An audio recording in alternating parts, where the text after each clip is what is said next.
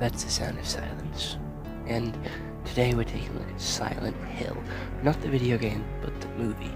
And, Silent Hill has made a little bit of a resurgence, as there is a Silent Hill 2 remake that has currently done the rounds. I have watched the Jacksepticeye playthrough, so I do know a little bit about the, Silent Hill lore, or for the second game, that is. Again, I know nothing about the first game, but I did, want to get into a little bit of a Silent Hill spirit and sort of watch this movie because Jacksepticeye said there was a movie on the game. So I went and watched it, and that is what this review is about. So this one was brought to you because of Jacksepticeye telling me that there was a movie, so that was the inspiration to watch this movie. But without any further delay, let's take a look at what Google has to say. So Silent Hill is a 2006 horror mystery movie, which is 2 hours and 7 minutes, which is pretty long for a movie back in 2006. It has a 6.5 out of 10 IMDb and 32% Rotten Tomatoes, so not the best overall scoring, but let's continue. Rose and her daughter Sharon leave their home to go to Silent Hill. On their way, Rose meets with an ancient knocking her unconscious, and when she awakens, Sharon is missing. So, how the story actually goes is with us opening with Sharon sleepwalking to the edge of a cliff, about to fucking yeet herself and delete herself from planet Earth. And, the mum isn't too happy with that, so the mum takes her to go to Silent Hill because that's what she's talking about when she's doing these sleepwalkings. The dad doesn't agree with it, but, she takes the kid anyway. She's followed by a police officer. They get into a little bit of a bed crash, and the child is gone when she awakes. She walks through Silent Hill, and every hour, but every so often, the darkness arrives, and when the darkness arrives, the entire town actually melts and decays and turns into this really disgusting sort of Nightmare on Elm Street boiler room-esque design place with metal fences leading into mazes and big metal doors and hallways and monsters which actually block most of the ways. And this place lasts about 10, 15, 20 minutes in world. I don't actually know. It's not that long because we see how long it does actually last when watching. So I'm going to say about like 10, 5, 15 minutes ish, depending on what monster you're being chased by. And it does look pretty disgusting, and the only place which is sort of exempt from this place is the church. So, the police lady catches up with the mother and tries to capture her, tries to put her in custody. She's having none of it, she runs away. They then decide to team up and fight their way, or try and run away from, because there is no fighting Pyramid Head and his army of cockroaches. And, they meet up with a girl who is collecting, food supplies for the church, and they're continuing to follow the mystery and uncovering the ancient sort of past, which is, back in the ye olden days, there was this group of people which killed a child because, that's what they do, because the child was devil spawn, apparently, in quotation marks.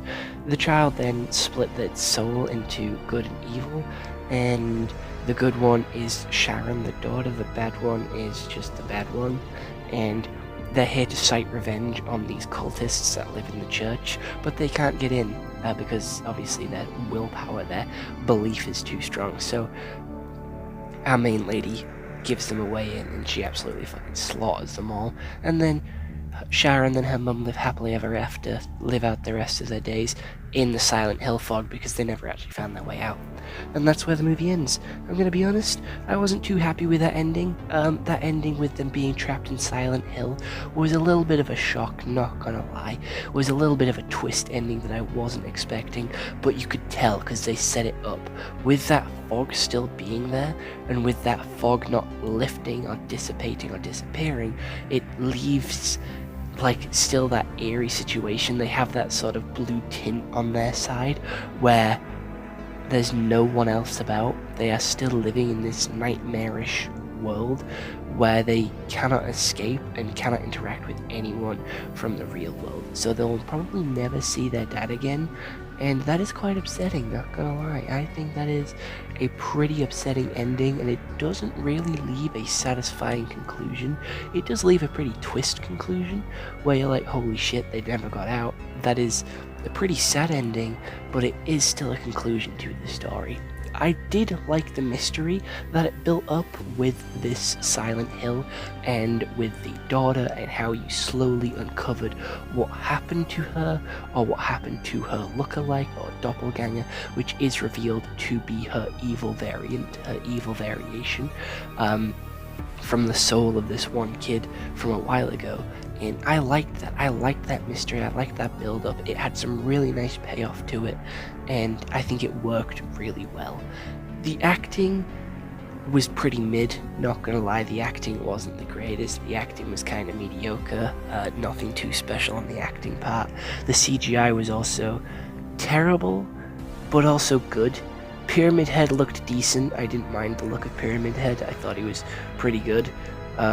I didn't mind the look of the nurses either. They were really well done, and I really liked their sort of glitchy, twitchy aspect. It did really build suspense and build sort of tension when they were twitching around and sort of slowly moving and creaking about. It just really, really well made the tension.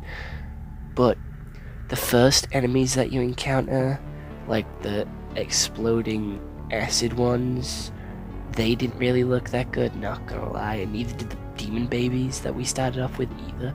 The demon babies were fucking awful. They were so shit. The animation, CGI, whatever you want to call it on the demon babies, was fucking diabolical. It was so shit. It almost made me lose interest, I'm gonna be honest, because it was like, that's fucking shit. I don't want to see all the other characters look like this. Like, they looked terrible. They were the worst enemy in the entire film. They were like the worst monster in the entire film.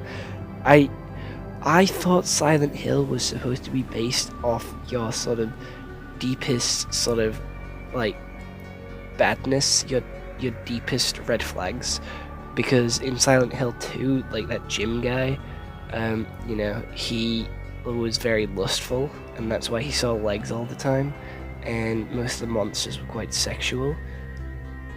But in here, I don't get it. The monster of Pyramid Head and the monster of fucking, like, whatever the baby things were, or the acid things, and then there's like the cockroaches, and then the wrapped up guy. I don't get what they were or what they were supposed to be, like the darkest fear. I don't actually know. I don't think this one was going down that route where it's like your deepest, darkest secrets is what is seen in Silent Hill. I think it was just whatever the demon girl wanted, the little witch girl wanted. It did seem really weird to me how they managed to survive so long living in this like Silent Hillscape, because if, like, you know, you don't leave too far away from the church so you can always get back before the darkness arrives, you're gonna run out of food in the surrounding areas, so you're gonna have to branch out further and further and further, and that just leads to more risk. And obviously the lead head of the church was not going to do that risk, so they sent out the underlings, and when that underling's skin got ripped off and thrown against the door, I genuinely was shocked, because that was badass as fuck. Pyramid Head was a fucking badass, not gonna lie. I don't know what he stood for, I don't know what the fuck he wanted, but he fucking stood on business. Pyramid Head fucking stood on business. He was a fucking big stepper, and he was fucking incredible. Pyramid Head was lit. I fucking loved that guy. He was sick, and he was like the biggest sort of threat to like the people in this movie, and they didn't really build on him that much. They kind of just threw him in.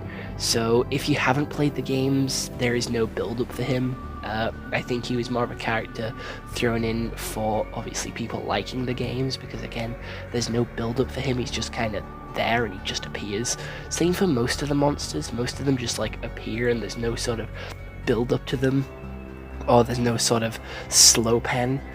except for the babies and the like the nurses. Those two get like a slow pen, like a generic horror movie trope, like a filming trope, where it slowly pens so you can slowly start to see what's appearing in the background, and those work quite well at building suspense, building tension, because you can't see much and it's slowly moving around, and that slow move is there to sort of build the tension, and I think it works here.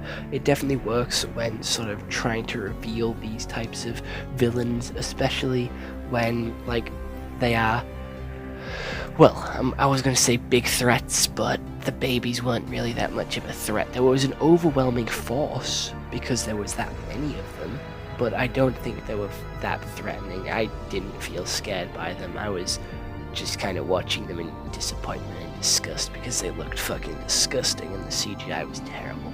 But you know what? It is what it is. To be fair, have never played the Silent Hill games. I think this was a decent movie. Would I watch it again? No. Does it work as a horror movie? Did I get jump scared? Did I get shit scared? No. Did I go into this wanting to be scared and wanting to have like a good horror movie? Yes. And unfortunately it didn't meet that mark, but I still thought the story was interesting and the monsters are pretty cool as well. So I'm here for it, and if they want to make another one, again, I'm here for it. I think this is a decent movie. It doesn't work as a horror movie. I would call it more of a mystery thriller action movie. I don't really think that it deserves the title of horror movie, so I am going to give it a 6 out of 10.